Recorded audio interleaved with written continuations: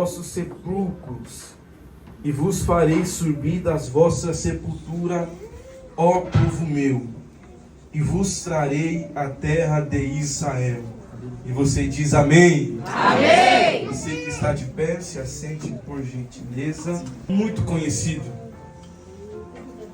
Creio aqui que todos nós já ouvimos falar sobre essa palavra, pois é um texto que fala muito forte aos nossos corações. Mas antes de chegarmos aqui, para ser um povo eleito, para ser um povo separado, para ser um povo escolhido, Deus amava tanto aquele povo, que Deus tirou aquele povo da mão de Faraó. Deus amou tanto aquele povo, que deu uma terra prometida para eles. Deus amou tanto aquele povo, que mesmo na rebeldia daquele povo, andando 40 anos no deserto, Deus fez maná cair no céu para eles comerem. Deus fez uma nuvem acompanhar eles no meio do deserto, uma coluna de fogo durante a noite, a roupa não se rasgava, os calçados não se acabavam. Mesmo o povo de Israel virando as costas, abandonando e esquecendo de Deus, Deus nunca abandonou aquela nação. Deus nunca abandonou aquele povo. Mesmo aquele povo vivendo de qualquer jeito. Quando lemos o livro dos Juízes, nós vamos se deparar com uma situação. E a situação que nós vamos encontrar no livro dos Juízes é que a maior termo de palavras que vamos encontrar no livro de Juízes é: e fizeram mal aos olhos do Senhor. Esse termo, fizeram mal aos olhos do Senhor, está se tratando sobre a idolatria na qual Israel voltava a fazer. Mesmo o povo estando na terra que Deus deu para eles, uma terra que mana leite e mel, o povo decidiu virar as costas para o Senhor. E sempre virando as costas para o Senhor, adorava a outros deuses. Quando lemos o livro de Jeremias, Jeremias é levantado no meio desse tempo, pois o rei Manassés, que é filho do rei Ezequias, ele começa a fazer tudo ao contrário daquilo que o seu pai fez. O rei Ezequias levantou altares a Deus, levantou postos a Deus, fez o culto novamente centralizar ao Senhor. O rei Manassés fez totalmente diferente de seu pai. Manassés não levantou altar a Deus, ele derrubou os altares de Deus, levantou altares a Baal, levantou postos ídolos aos deuses, Astarote, Azera. Ele está calando a boca dos profetas, porque se Ezequias falava com os profetas, Manassés não vai falar com os profetas. Manassés vai ir atrás de pessoas que adivinham as coisas, adivinhas, cartomantes, pessoas que leiam as suas mãos. O culto é totalmente profano. Um culto que era centralizado ao Senhor, agora está sendo profanado. O povo que adorava a Deus agora está andando numa via de mão dupla. Quando chegava as festas, seja essa a festa do Pentecoste, a festa da colheita, a festa do pão ázimo, a festa do Pentecoste, eles entravam para dentro do templo, sacrificavam ao Senhor, colocavam uma roupa branca, que significa santidade, cantava santo ao Senhor, mas quando saía dentro do templo, adorava Baal. Quando chegava o tempo da festa, entrava, cantava louvores ao Senhor. Quando saía, cantava louvores a Baal. Deus levanta Jeremias no meio desse tempo. Jeremias é levantado para profetizar para essa nação. E pasmem a nós, essa nação que eu estou falando não é outra nação, é a mesma nação que Deus escolheu, é a mesma nação que Deus separou, é a mesma nação que Deus levantou. Mas a nação decidiu por bem virar as costas ao Senhor. Mas como Deus é um pai e não padrasto, Ele não vai desistir daquele povo. Aleluia. Ele não vai abandonar aquele povo. E Cauã, porque Deus é pai e não padrasto? Porque o pai verdadeiro, quando vê o seu filho indo para o caminho errado, ele não vai aplaudir dizendo, vai que você está certo. Não, o pai verdadeiro, quando vê o filho fazendo algo errado, ele vai puxar a orelha, ele vai dar um castigo, ele vai colocar ele no caminho, vai falar, olha, você está indo para o caminho errado, o caminho certo é esse. E é por isso que muita gente tem essa imagem de Deus, achando que Deus é ruim, mas Deus não é ruim. Deus sempre quer colocar a gente no caminho certo. Fomos nós que decidimos andar no caminho errado. Israel com um filho rebelde, e percebe que Israel está vivendo de qualquer jeito, de qualquer maneira, e Deus usa a voz do profeta Jeremias para dizer, Deus está mostrando, está falando para a gente voltar às nossas raízes. As bases da profecia de Jeremias é para que o povo voltasse a ser quem eles eram antigamente. Porque quando estava no deserto dava glória, agora que está na terra prometida não dá mais glória. Quando estava na luta adorava, agora que está na vitória esqueceu dele. Quando estava no vento glorificava, mas quando a porta abriu se esqueceu de adorar o nome dele. Deus olha para Jeremias e diz para Jeremias, Jeremias, fala para aquele povo que se eles não voltarem aos caminhos em que se deve andar, eu o Senhor, entregarei eles nas mãos dos seus inimigos. Percebe que não é o diabo, é o próprio Deus que está falando. Se não voltar, eu mesmo vou entregar nas mãos dos inimigos. Porém, a voz de Deus entrou no ouvido, saiu pelo outro. Israel continuou vivendo aquilo que queria. Passa os anos, a Síria invade o lado norte de Israel. Passa outros anos, a Babilônia invade o lado sul, aonde está Jerusalém e aonde está as duas tribos, Judá e Benjamim. Destrói o templo de Salomão, leva os filhos de Israel como escravo. Por que, Cauã? Porque Deus é mau? Não, porque Deus estava mostrando que o caminho que Israel estava andando não era o caminho certo. E eu aprendi algo, aquilo que a gente planta, a gente não vai colher lá na glória, a gente vai colher aqui. O que a gente planta aqui, vamos colher aqui. Aleluia. Falei que ia colher, olha, a luz até apagou. Calma, porque senão ninguém vai me ver, já sou preto. Por que você está dizendo isso? Porque Israel precisava aprender o caminho certo em que se deve andar. Israel precisava entender que do jeito que estava andando, não era o jeito certo. Israel precisava entender que do jeito que estava levando, não era o jeito certo de levar. E é por isso que muitas das vezes as coisas apertam. A gente diz, é Satanás. Não, é Deus mostrando o caminho. Você está indo para um caminho achando que está certo, mas está andando pelo caminho errado. Deus, como ama aquela nação, Deus decide por bem mostrar o caminho que eles se deveriam andar. E Cauã, por que você está dizendo isso? Porque nem tudo que acontece na nossa vida é diabo. Às vezes é Deus mostrando. Você está achando que está certo, mas está andando num caminho errado. Deus me trouxe aqui para despertar alguém, para dizer, esse caminho que você está trilhando não é o caminho que Deus quer que você trilhe. Aleluia, Pai. Deus olha, fala isso. A Síria invade o lado norte, a Babilônia invade o lado sul. E Cauã, o que tem a ver com Ezequiel? Tudo. Porque Ezequiel é um dos homens que vão ser levados cativo como escravo para a Babilônia.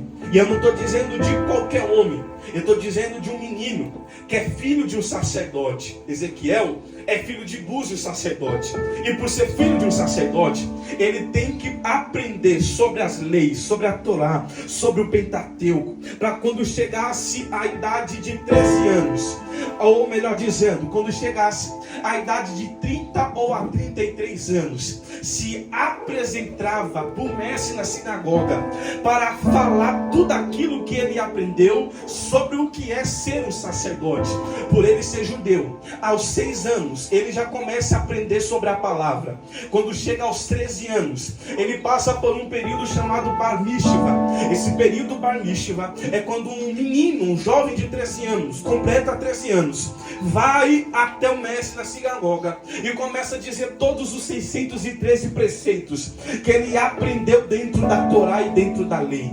Ezequiel não é qualquer pessoa, é alguém que sabe da palavra, é alguém que conhece as leis, é alguém que sabe o que está escrito dentro da Bíblia. Porém, esse homem é levado cativo como escravo. Alguns estudiosos gostam de dizer que quando ele é levado cativo como escravo, pegam o seu pai, mata o seu pai, pega os pedaços dos corpos de seu pai e joga no caminho para a Babilônia.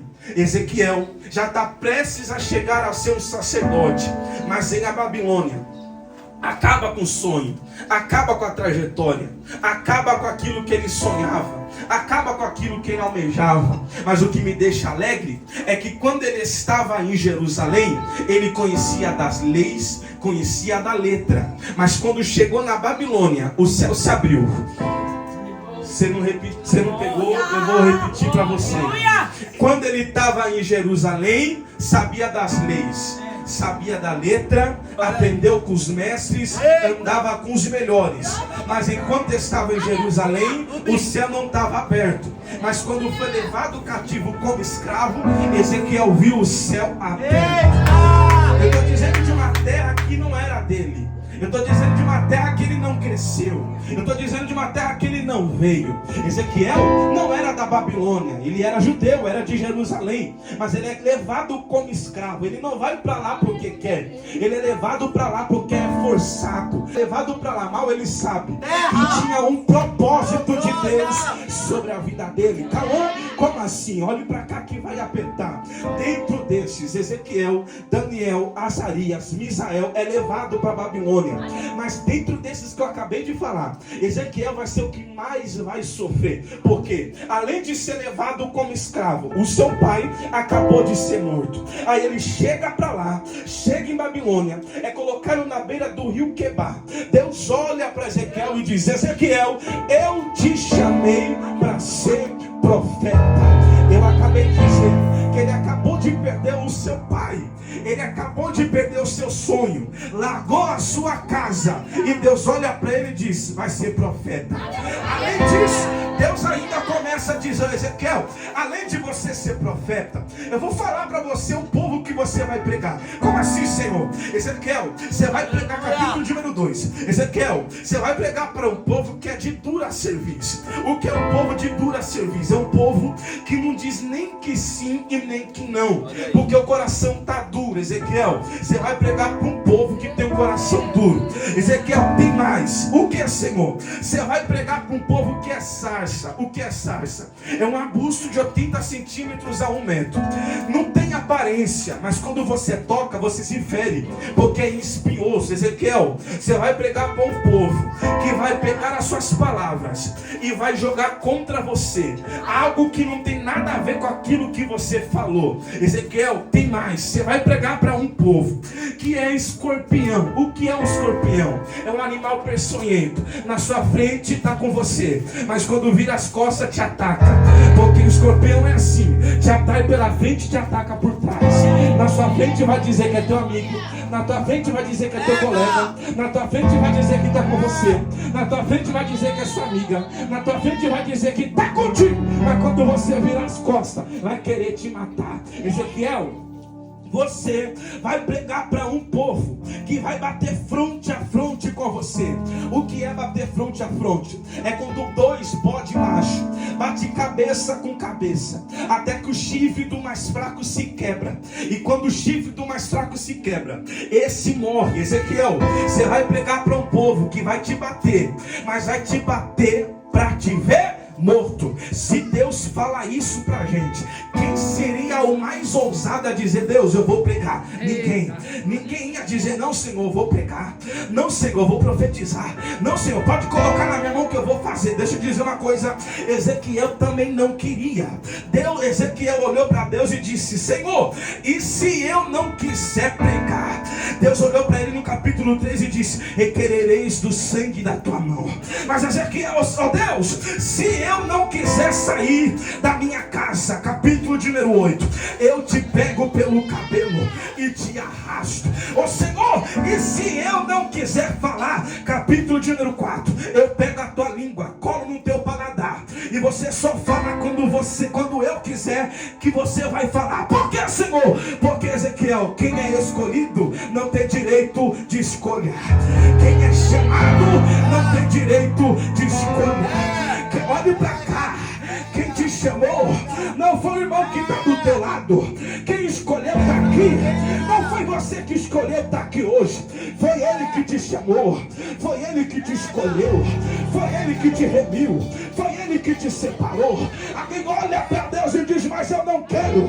Aí Deus me trouxe aqui para dizer para alguém: e quem disse que é o vaso que manda no oleiro? Quando eu olho para Jeremias 18, eu aprendo que não é o vaso que manda do oleiro, mas é o oleiro que pega o barro, amassa do jeito que quer, trabalha do jeito que quer e transforma do jeito que quer. Pregador, o que você veio dizer aqui para mim, eu vim dizer para você que Deus não está olhando o jeito que você está. Deus não está olhando a maneira que você está. Deus não olha a roupa que você está. Deus não olha o jeito que você está hoje. Deus olha a promessa que Ele fez sobre você. E se Ele fez a promessa, não tem Satanás que vai impedir aquilo que Ele colocou sobre. Não tem direito de escolha. Quem é escolhido não tem direito de escolha. Se Ele te chamou para obra, vai fazer obra.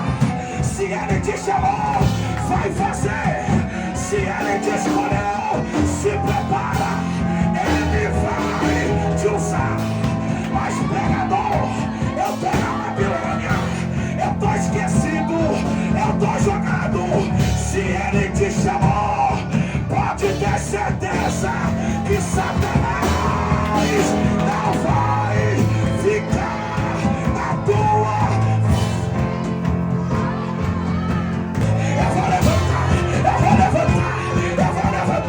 Se prepara, porque a mão de Deus vai levantar profeta na tua casa.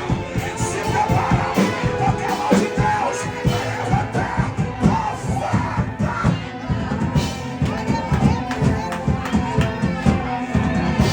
Só quem pode levanta a tua mão por um minuto. Será que você pode glorificar o nome dele aí agora? Eu vou deixar você abrir a porta com a mão. Olha me quando na frente como a mulher caramaia. Olha para a caramaia, caramaia. Receba a caramaia. O que você está passando não diz a promessa que Deus tem para a tua vida. Aquilo que você está passando hoje não diz o que Deus está fazendo sobre você. Está escolhido, meu filho. E quem é escolhido não tem direito de escolha. Então, se Ele colocou na tua mão, você não tem como dizer: não vou fazer. Se Ele colocou na tua mão, não tem como: eu não vou ir. De um jeito ou outro você vai. Eu não sei como, mas Ele vai fazer. Calma, por que você está dizendo isso? Ele é colocado na beira do rio Quebar. Está como escravo. A terra não é dele. Não conhece ninguém de lá. Mas Deus chamou. Aleluia. Ezequiel vai profetizar. E como eu disse, dentro desses que tudo foram para a Babilônia, ele vai ser o que mais vai sofrer. Por quê? Primeiro, perdeu o pai. Segundo, mesmo querendo não profetizar, tem que profetizar. Terceiro, capítulo 24. Versículo de número 15. Deus olha para Ezequiel e diz: Ezequiel, não choras, não faça luto, e não come do pão que te enviarem. Por que, Senhor? Porque a tua esposa que você deixou lá em Jerusalém acabou de morrer. Ô irmão, Deus olha para Ezequiel e diz: não choras, não faça luto, e não come do pão que te enviarem, porque a tua esposa acabou de morrer. Calma! Porque Deus falou para Ezequiel não chorar, não comer do pão e não fazer luto, sendo que quando alguém morre do nosso sangue, é mais fácil a gente chorar, é mais fácil a gente lamentar e viver a dor do luto, porque perder alguém dói. Deus olha para Ezequiel, e o que mais ou menos Deus está dizendo para Ezequiel é: Ezequiel, pega essa dor e manda ela embora. Não deixa ela guardada. Por quê? Vamos lá, se você está ligado na palavra, aonde Ezequiel é colocado? Na beira do rio Quebar. Só que Ezequiel não é colocado sozinho lá. Aproximadamente 6.000 judeus. Quantos? 6.000. Quantos? 6.000 pessoas junto com ele. E dentro desses 6.000 que estão... Eu vou pregar só para esse povo aqui, que esse povo está animado. Aleluia. Vocês não dão agora, eu vou pregar só para cá. Aleluia. Dentro desses 6.000, Aleluia. o que era referência, o que era espelho, Aleluia. o que estava na frente era Ezequiel. Aleluia. Aí Deus olha para Ezequiel e fala: não choras, não faça luto e não come do pão que te enviarei. Senhor, minha esposa morreu, é mais fácil eu chorar, não chora. Senhor, minha esposa morreu, é mais fácil fazer luto, não faça. Senhor, é mais fácil eu pegar os pães que estou mandando para confortar meu coração e eu comer, não coma. Por quê? Porque tem 6.000 com você. Aleluia. Não pegou? Vou melhorar. Ezequiel, não mostra a fraqueza, não chora, não para. Por quê? Porque se você parar, 6.000 param. Se você desistir, 6.000 desistem. Se você chutar balde, 6.000 chuta junto com você.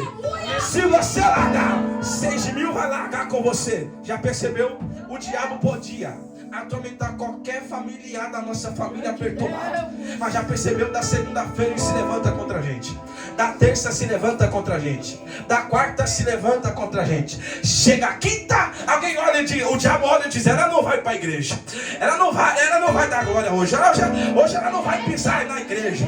Aí dá 7 horas, você começa a tomar banho, começa a arrumar o cabelo, começa a fazer aquela maquiagem, e o diabo olha e diz: como é possível?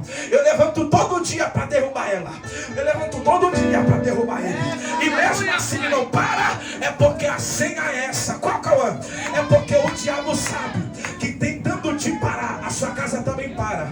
O diabo sabe que tentando fazer você desistir, 6.000 também vai fazer a tua casa desistir. Mas Deus me trouxe aqui para dizer para alguém: você está proibido de parar, você está proibido de desistir, você está proibido de largar. Pega na mão desse irmão que está do teu lado, sacode ele, fala para ele: eu sei que a vontade era de parar, que a vontade era de desistir, que a vontade era de sair do barco, mas Deus me trouxe aqui para dizer para você: não para, porque se você para, a tua família vai parar. Se você desistir, a tua família vai desistir. E por que você está dizendo isso para mim? Porque Deus me trouxe aqui para dizer para alguém: nessa luta que você está passando, nessa prova que você está passando, eu sei que a vontade era para parar, eu sei que a vontade era de desistir, mas Deus está te dando resiliência. Você não vai parar no meio dessa caminhada, você não vai parar, pregador. O que é resiliência? Resiliência é aquilo que o salmista vai dizer quando ele vai falar sobre a palmeira. Já percebeu? O vento bate na palmeira, ela vai até a direita, bate no chão, não quebra. O vento bate no outro, vai até o chão, não quebra. Por que, Cauã?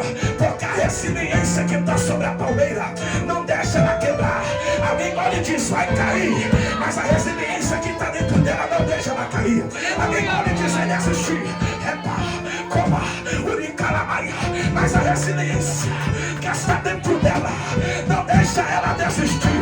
Pregador, que você está dizendo para mim, tem uma resiliência do céu que está descendo sobre essa casa que agora está pregando na tua mão e está dizendo: você não para, você não desiste, você não abandona, você não larga. Eu sei que a vontade era de parar, eu sei que a vontade era de desistir, eu sei que a vontade era de se matar, mas Deus desceu aqui essa noite, está te dando força agora. Aleluia, Pai.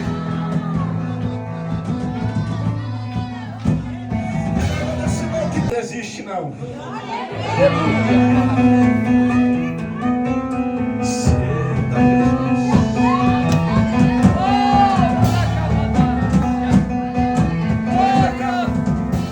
Aleluia, Pai. Vou terminar. Ezequiel, não para, meu filho. Deus tinha as suas formas de falar com Ezequiel. Aleluia. E as formas de Deus falar com Ezequiel era por meio de visões. E uma dessas visões é a qual nós acabamos de ler de Ezequiel 37. Deus leva Ezequiel no meio de um vale cheio de ossos. Porém, percebe uma coisa, que no versículo 1, Aleluia. ou melhor dizendo, no versículo 2 e no versículo de número 3, há uma mudança de cenário.